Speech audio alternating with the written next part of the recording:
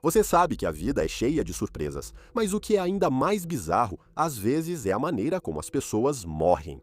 Considere este episódio um alerta sobre o que evitar, enquanto contamos 6 histórias de pessoas comuns que morreram de formas muito bobas.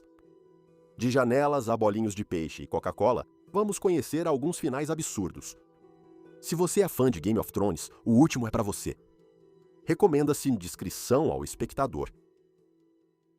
Primeira parada, competição de quem bebe mais água. Na sexta-feira, 12 de janeiro de 2007, o programa matinal da rádio KDND, The Morning Rave, lançou um concurso ao vivo com um prêmio tentador, um console de videogame Nintendo Wii, no valor de cerca de $250. O concurso se chamava Segure Seu Xixi por um Wii.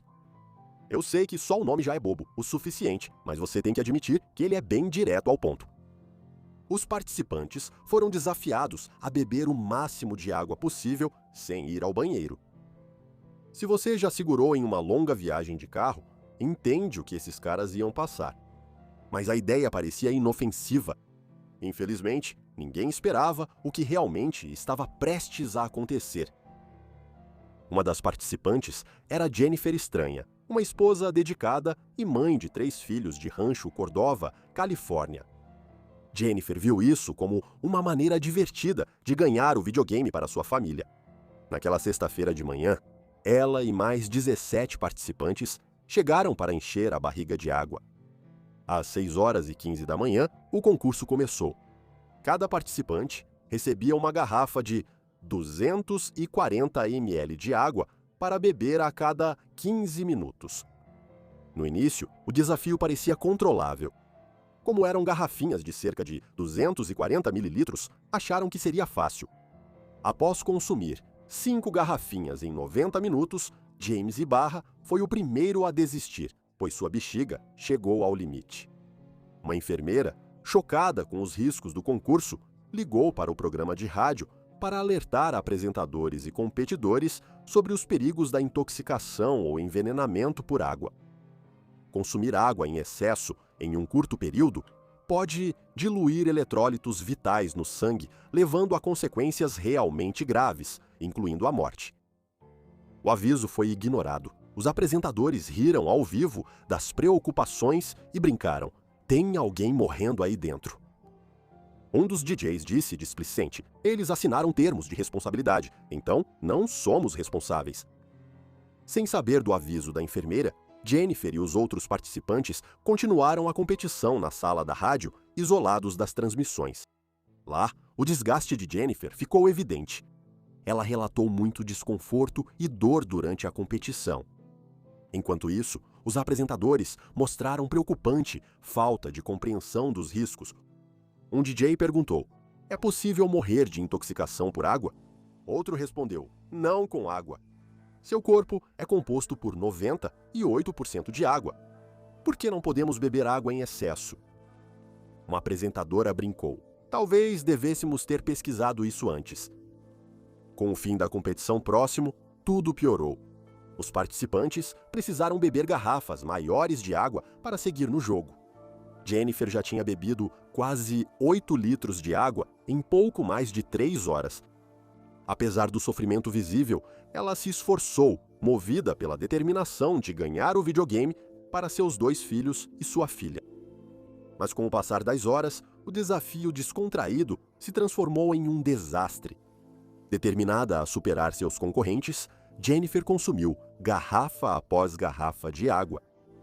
Perto do final da competição, ela foi a penúltima a parar de beber.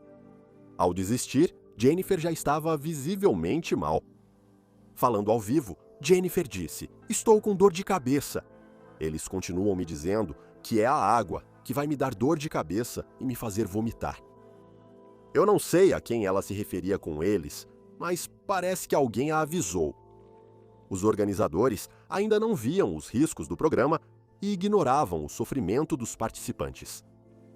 O estômago dela estava muito inchado e ela chorava reclamando de fortes dores de cabeça. Apesar do esforço, Jennifer ficou em segundo lugar e ganhou ingressos para um show do Justin Timberlake, não o Wii desejado. Porém, a condição dela piorou rápido. Sentindo-se mal ao dirigir para casa, Jennifer faltou ao trabalho e foi direto para a cama, esperando que o descanso aliviasse os sintomas. O que Jennifer não sabia era que o excesso de água já havia causado uma reação perigosa em seu corpo. Quando grandes quantidades de água são consumidas em pouco tempo, os níveis de sódio no sangue ficam perigosamente diluídos. Esse desequilíbrio faz a água sair do sangue para as células, causando inchaço nelas. Enquanto muitos tecidos suportam algum inchaço, o cérebro não pode. Envolvido pelo crânio rígido, o tecido cerebral inchado é comprimido, o que pode causar danos graves, incluindo a incapacidade de controlar funções vitais como a respiração. Mais tarde, Jennifer ligou para o trabalho, avisando que estava doente demais para ir, chorando e descrevendo a dor insuportável que sentia. Apenas 5 horas após o fim do concurso, a mãe dela encontrou seu corpo sem vida em sua casa em Rancho Cordova. Não consigo imaginar o quão chocante isso deve ter sido. Após uma autópsia, a morte de Jennifer foi determinada como causada por intoxicação por água, uma condição rara, mas fatal. Ela morreu bebendo água para ganhar um videogame. As consequências foram rápidas e severas. Os apresentadores do programa matinal da KDND, conhecidos no ar como Trish, Manny e Lucas, foram demitidos no dia seguinte ao incidente. A emissora cancelou o programa e demitiu 10 funcionários por violarem seus contratos.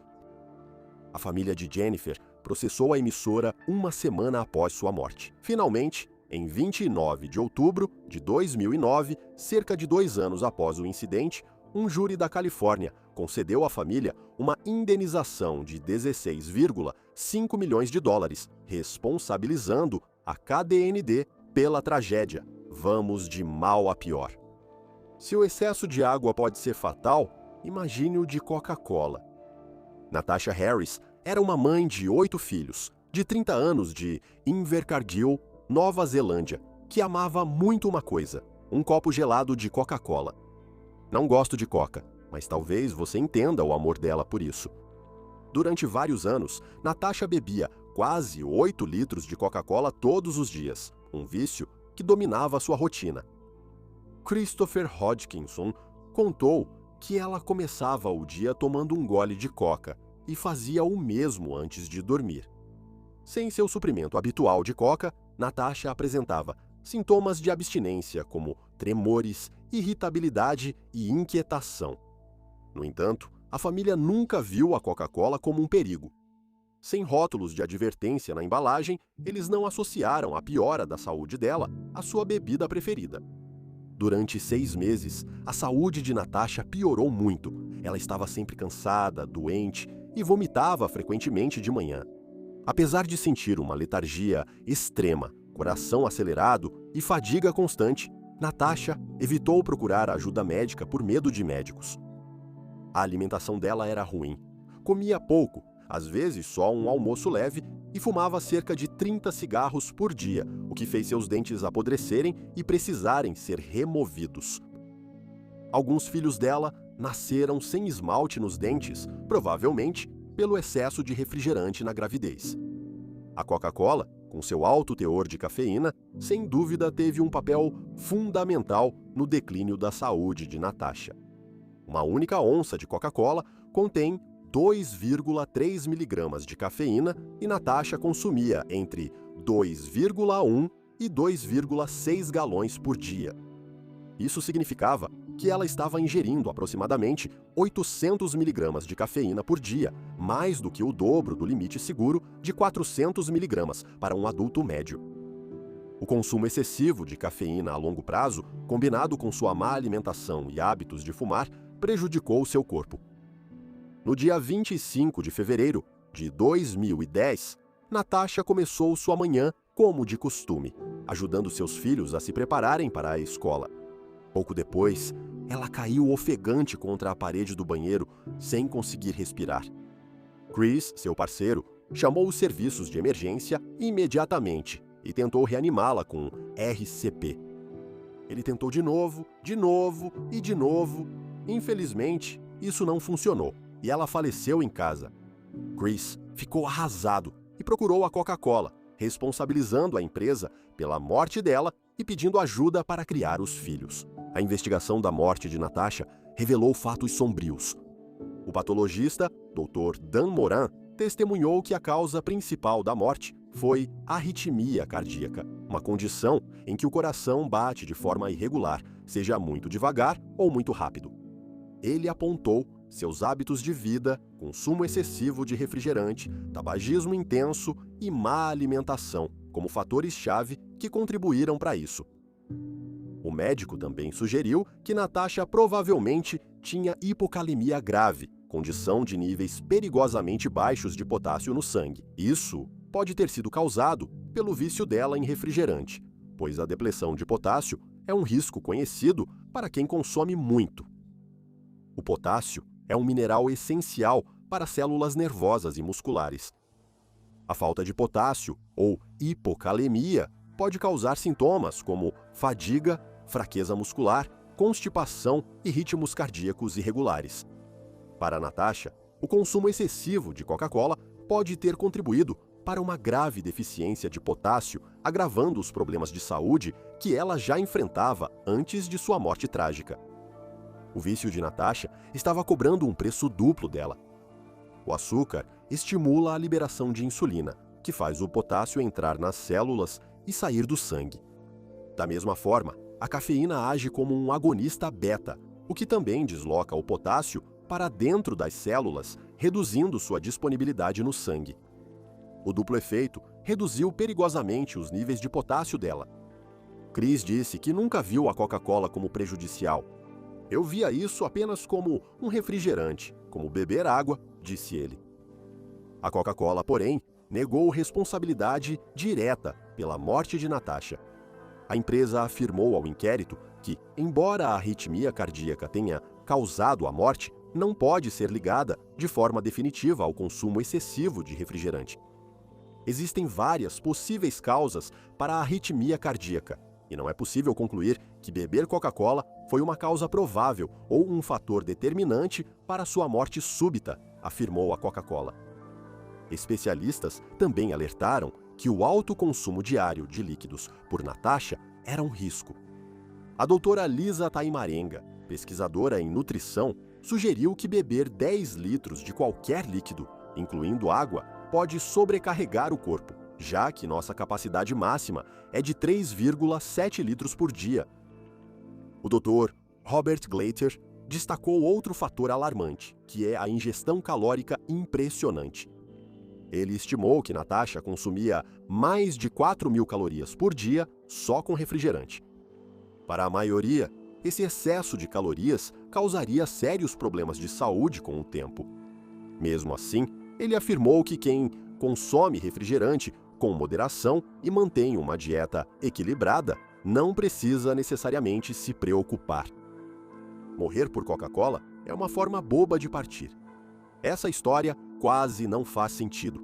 Darren Hickey, organizador de casamentos britânico de 51 anos de Bolton, Lancashire, é conhecido por sua personalidade marcante e dedicação à caridade. Darren sofreu um derrame catastrófico 7 anos antes, que deixou sequelas permanentes em sua fala e locomoção. Mas ele não desistiu e lutou para se recuperar. Sua resiliência lhe garantiu o prêmio Pessoa Inspiradora de Coragem da Stroke Association. Mas isso estava prestes a mudar. Em 4 de abril de 2019, Darren participou de um local de casamento em Lancashire, onde provou um pequeno bolinho de peixe ao meio-dia. O bolinho de peixe estava muito quente e queimou a garganta dele. Inicialmente, o ferimento parecia leve, mas à medida que a tarde avançava, a dor se intensificou. Preocupado, Darren buscou atendimento no pronto-socorro do Hospital de Chorley, em Lancashire. Lá, ele foi avaliado e mandado para casa com paracetamol, sendo orientado a retornar caso sua condição piorasse. Confiando na orientação dos profissionais de saúde, Darren voltou para casa para descansar. Porém, o que parecia uma queimadura controlável revelou-se muito mais perigoso. Você já deve ter queimado a língua com comida quente, Mas acredite, não está pronto para o que aconteceu depois com Darren. Nas próximas 12 horas, os efeitos da queimadura ficaram ainda mais graves. O inchaço na garganta de Darren se intensificou e, à noite, seu estado teve uma piora fatal. Neil Parkinson, parceiro de Darren, ouviu seus barulhos angustiantes e correu até ele. Neil encontrou Darren em pé, engasgado, lutando para respirar. Apesar dos esforços e da chegada rápida da ambulância, Darren foi declarado morto pouco após a meia-noite no Royal Bolton Hospital. Uma investigação subsequente no tribunal do coroner de Bolton revelou que a queimadura na garganta de Darren causou um inchaço extenso, levando, em última análise, à asfixia, que é comumente conhecida como sufocamento.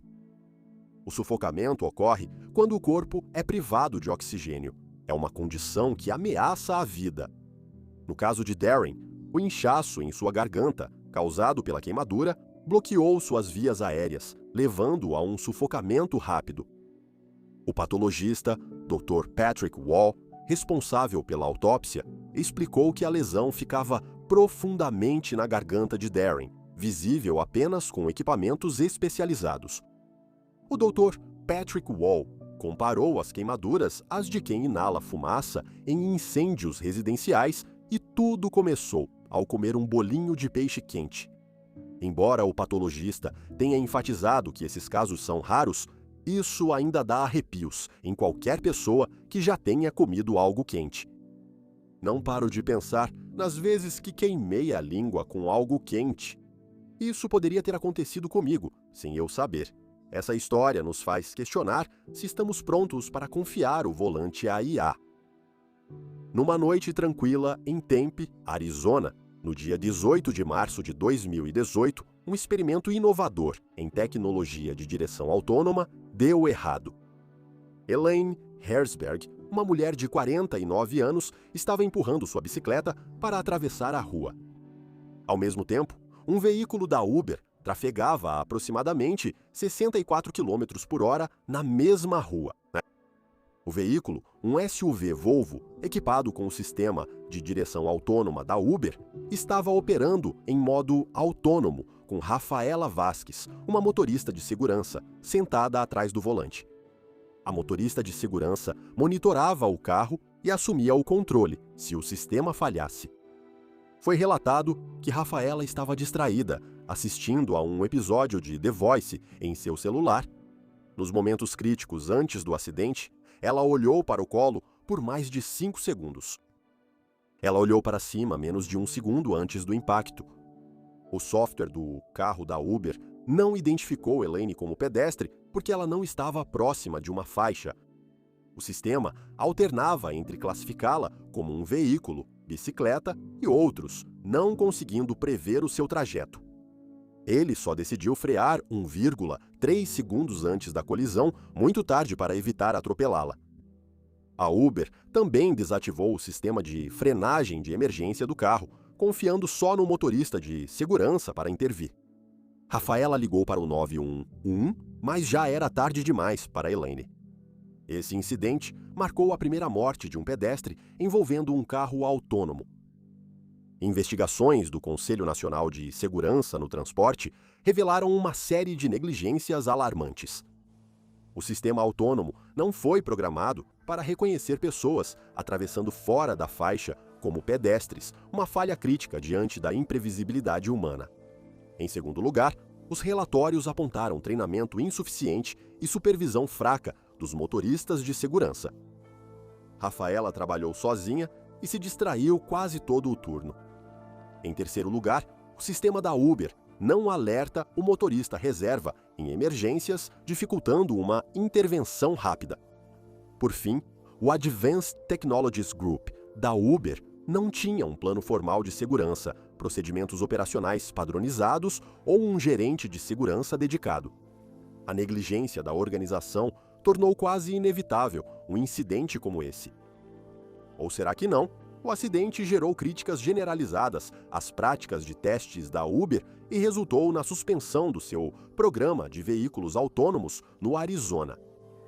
Enquanto isso, Rafaela enfrentou consequências legais por seu papel na tragédia.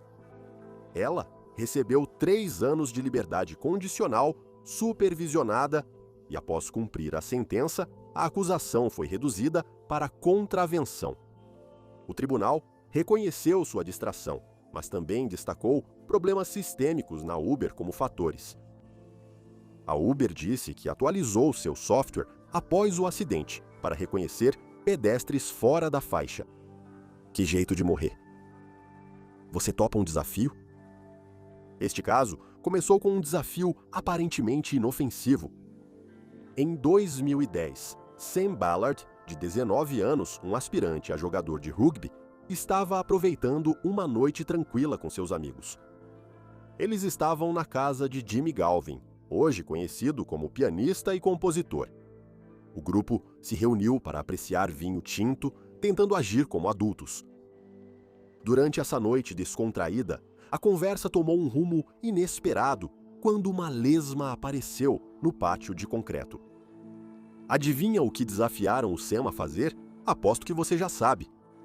Foi só um desafio bobo entre adolescentes. Que problema teria em comer uma lesma pequena? No espírito do desafio, Sam pegou a criatura viscosa e a engoliu. Logo depois, Sam começou a se sentir fraco e reclamou de dores fortes nas pernas. Seu estado piorou e ele foi acometido por tontura e vômitos. Sua mãe, Kate Ballard, inicialmente pensou que os sintomas poderiam estar relacionados à esclerose múltipla, uma condição que havia afetado seu marido. A esclerose múltipla é uma doença que afeta o cérebro e a medula espinhal. Isso ocorre quando o sistema imunológico ataca por engano o revestimento dos nervos. Isso pode causar sintomas como cansaço, tontura, dificuldade para andar, visão embaçada ou fraqueza nas pernas ou nos braços. Como Sam tinha sintomas semelhantes, não surpreende que sua mãe pensasse nisso. No entanto, os médicos logo descartaram essa hipótese. Só quando Sam disse que comeu a lesma, as peças do quebra-cabeça começaram a se encaixar. Kate, porém, estava cética. Ninguém fica doente por isso, ela disse.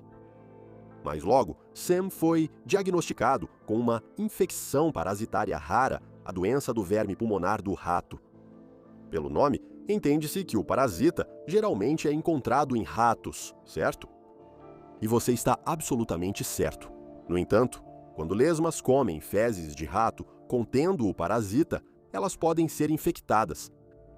Se humanos consumirem essas criaturas cruas ou mal cozidas, o parasita pode migrar para o cérebro, causando complicações graves. Foi o que ocorreu com Sam. O parasita chegou ao cérebro, causando inflamação nas membranas do cérebro e medula espinhal. Os sintomas pioraram rapidamente e Sam logo entrou em coma, lutando pela vida. Embora a maioria dos casos da doença do verme pulmonar do rato seja leve, o de Sam foi catastrófico. Ele permaneceu em coma por cerca de 13 meses e, quando finalmente acordou, sua vida havia mudado completamente. Ele ficou paralisado e mal conseguia falar. Ele não conseguia se mover ou comer sozinho. Ele teve que esquecer sua carreira no rugby. Apesar dos esforços incansáveis dos médicos para salvá-lo, Sam passou a depender de uma cadeira de rodas e passou a precisar de assistência 24 horas por dia. O jovem, antes cheio de potencial, agora não conseguia realizar nem as tarefas mais simples. Apesar dos graves danos ao corpo e cérebro, um dos amigos dele, Jimmy Galvin, afirmou que Sam seguia plenamente consciente do entorno. Galvin, que presenciou o desafio fatídico, sentia muita culpa e, emocionado, pediu desculpas a Sam pelo que ocorreu naquela noite no quintal. Enquanto ele falava, lágrimas escorriam pelo rosto de Sam. Apesar dos desafios esmagadores, a mãe de Sam, Kate, nunca culpou os amigos que o desafiaram a comer a lesma. Ela entendia que foi um momento de imprudência juvenil, mas era o peso das consequências que ela carregaria para sempre. No fundo, ela tinha esperança, apesar de tudo, de que um dia seu filho voltasse a andar, mas também sabia que a vida dele nunca mais seria a mesma. Nos últimos anos de vida de Sam, Kate enfrentou uma batalha exaustiva pelos cuidados do filho. Após o corte de financiamento para pessoas com deficiência pelas autoridades australianas, ela lutou muito para garantir a ajuda que Sam precisava. Apesar dos esforços, os anos de dificuldades cobraram seu preço. Em 2 de novembro de 2018, Sam faleceu aos 28 anos no hospital de Hornsby, não muito longe de onde ele havia crescido. Em seus últimos momentos, cercado por 20 entes queridos, Sam conseguiu dizer o que sua mãe mais queria ouvir. "Eu te amo!" Ele sempre disse a ela que a amava, e essas foram suas últimas palavras antes de dar seu último suspiro, depois que sua vida foi virada de cabeça para baixo por um desafio. Vamos agora conhecer os bastidores de Game of Thrones. Game of Thrones ficou infame por suas reviravoltas chocantes, onde os personagens encontravam seu fim das maneiras mais inesperadas e brutais. Ao assistir à série, uma coisa era constante: em um mundo cheio de lutas pelo poder, alianças e traições, nada estava realmente a salvo. Quer dizer, o Ned Stark, né? Essa mesma imprevisibilidade atingiu em cheio uma das editoras de efeitos visuais da própria série, Catherine Chappell. Kate, editora americana de efeitos visuais de 29 anos, trabalhou em momentos icônicos da TV, incluindo Game of Thrones. Suas contribuições deram vida aos visuais de Westeros, garantindo seu lugar na equipe vencedora do Emmy da série. Ela também trabalhou em grandes filmes como Capitão América, O Soldado Invernal, Godzilla e estava finalizando No Coração do Mar, de Ron Howard. O futuro de Kate era promissor e sua carreira decolava. Mas a mesma incerteza que definia Game of Thrones estava prestes a invadir a vida dela de uma forma que ninguém poderia ter previsto. No dia 1º de junho de 2015, Kate fez uma viagem de safari na África do Sul. Ela e os amigos viajaram para Joanesburgo em busca da emoção de ver animais selvagens de perto. Enquanto dirigiam pelo parque de safari, o grupo encontrou 2 leões. O veículo à frente parou e o motorista abaixou o vidro para ver melhor, provavelmente querendo tirar uma foto. Kate fez o mesmo também. Não é todo dia que você vê de perto as majestosas criaturas da natureza. O que começou como um momento de aventura, logo se transformou em um pesadelo. O leão parecia desinteressado, deitado preguiçosamente, mas a leoa parecia mais ativa. Ela se levantou, alongou o corpo e, por um breve momento, parecia que não havia nada de extraordinário, apenas leões cuidando de suas próprias vidas. Mas então, sem aviso, a leoa atacou a janela aberta. A velocidade e ferocidade dela surpreenderam a todos. Em um instante, Kate se viu cara a cara com uma das criaturas mais selvagens e poderosas da Terra. O caos se seguiu. O motorista pulou para o banco do passageiro, tentando se proteger enquanto tentava afastar a leoa com socos. O engenheiro Ben Govender, que estava no carro atrás de Kate, foi uma infeliz testemunha ocular do ataque. Ele relembrou a cena assustadora quando a leoa mordeu o banco ao lado de Catherine. A predadora então recuou brevemente, com sangue pingando da boca e da pata. Por um instante, parecia que o perigo tinha passado, uma chance de fugir e talvez salvar Catarina. Mas a leoa ainda não parecia satisfeita. Ela rapidamente voltou e, desta vez, atacou Catarina ainda mais violentamente. O Sr. Govender descreveu o choque de ver a leoa dar outra mordida selvagem enquanto rasgava o ombro de Catarina. A leoa era poderosa demais, lembrou o Sr. Govender. Depois de recuar inicialmente, ela então voltou. Foi extremamente rápido, tudo acabou em questão de minutos. Tudo o que podíamos fazer era buzinar pedindo socorro. Os guardas florestais correram para o local e os 2 leões fugiram da cena. Mas naquele momento, já era tarde. A leoa já havia causado ferimentos fatais. Nada poderia apagar o horror vivido naqueles minutos. Os guardas florestais tentaram reanimar Kate, mas ela já estava morta. Essas pessoas foram vítimas de situações comuns que pareciam inofensivas.